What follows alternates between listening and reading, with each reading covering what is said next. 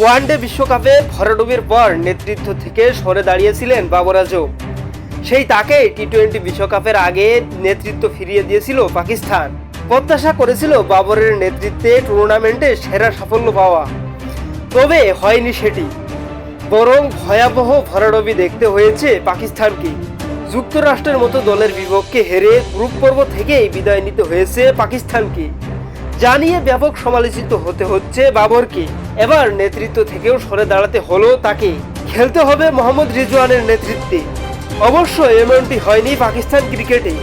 এমনটা ঘটেছে কানাডার গ্লোবাল টি-20 লিগে, যেখানে একই দল ভ্যানকুভার নাইটসের হয়ে খেলতে যাচ্ছেন দুজনে। সেখানে বাবর থাকলেও দলের অধিনায়ক হিসেবে রিজওয়ানকেই বেছে নিয়েছে ফ্র্যাঞ্চাইজিটি, যার কারণে রিজওয়ানের নেতৃত্বে খেলতে হবে বাবরকে। রিজওয়ানকে অধিনায়ক ঘোষণা করে ফ্র্যাঞ্চাইজিটি জানিয়েছে গ্লোবাল টি-20 এর চতুর্থ সিজনের জন্য ভ্যানকুভার নাইটস অধিনায়ক হিসেবে ঘোষণা করা হয়েছে মোহাম্মদ রিজওয়ানের নাম। তার অসাধারণ ব্যাটিং দক্ষতা আর দক্ষ উইকেট কিপিং দিয়ে তিনি আমাদের জয়ের পথে নিয়ে যেতে তৈরি হও নাইটসরা। ভ্যানকুভার নাইটসে বন্ধু রিজওয়ানকে ছাড়াও বাবর আজম সতীর্থ হিসেবে পাচ্ছেন পাকিস্তানের মোহাম্মদ আমির এবং আসিফ আলীকে।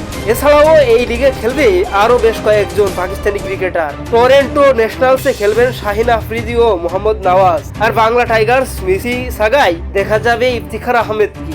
আইএসপি নিউজ স্পোর্টস ডেস্ক, আল জাবের।